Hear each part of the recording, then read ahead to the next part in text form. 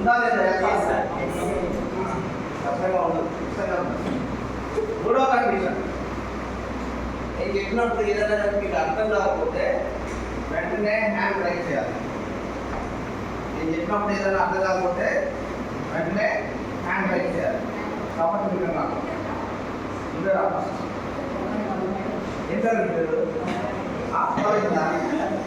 అందు కాకపోతే నాకు వేసాలు వచ్చి వేసాలు అంతే. ఇప్పుడు పొద్దున్నే కోడి ఉంది కదా, కోడి ఎలా వస్తారు? ఎవరైతే అరిసారు వాళ్ళకి రావాలి, వాళ్ళు చెప్తున్నాడు. ఎవరైతే కాకపోతే వాడిని మాట్లాడాలి. ఇక్కడ కాకుండా నాకు చెప్పండి.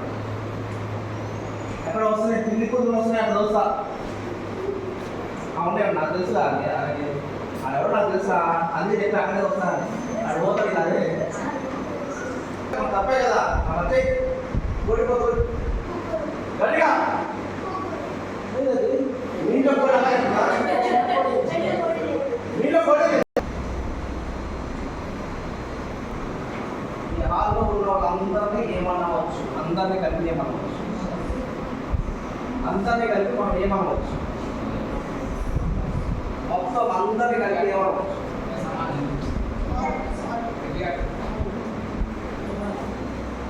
అందరినీ కలిపి మనం ఏమనవచ్చు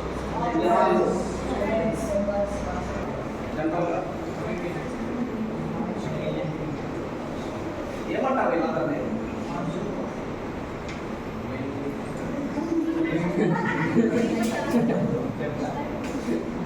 అందరినీ కలిపి ఏమన్నారు చెప్పండి.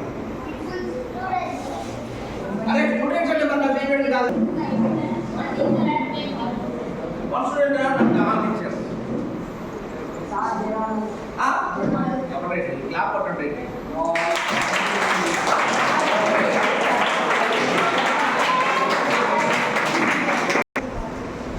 అంటే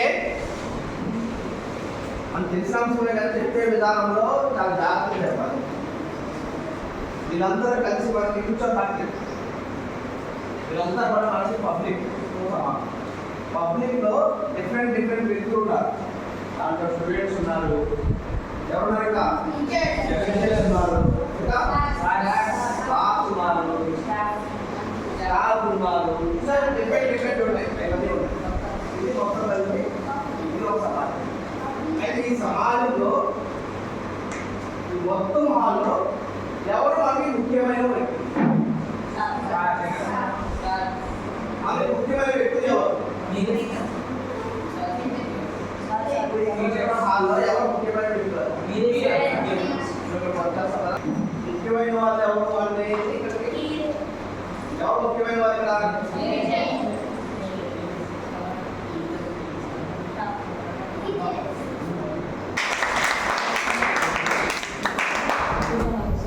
ముఖ్యమైన స్టూడెంట్స్. ప్రోగ్రామ్ ఎవరి కోసం పెట్టారు? సార్ ఉపతి గారు. ఎస్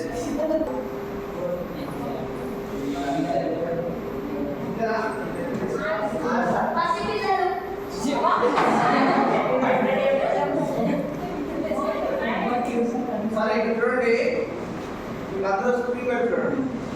స్క్రీన్ వైపు ఒక పెద్ద ఆయన ఉన్నాడు, ఆయన పేరు డాన్ బాస్కో. ఈ సంస్థ ఆయన పేరు మీద ఉంది. ఆయన పేరు మీద మేమందరం కలిసి పనిచేస్తున్నాం. మీ టీచర్లు కూడా ఆయన పేరు మీద పనిచేస్తున్నాం. ఆయన దగ్గర చూడండి చాలా మంది ఉన్నారు. ఎవరు వాళ్ళేనా రాసిన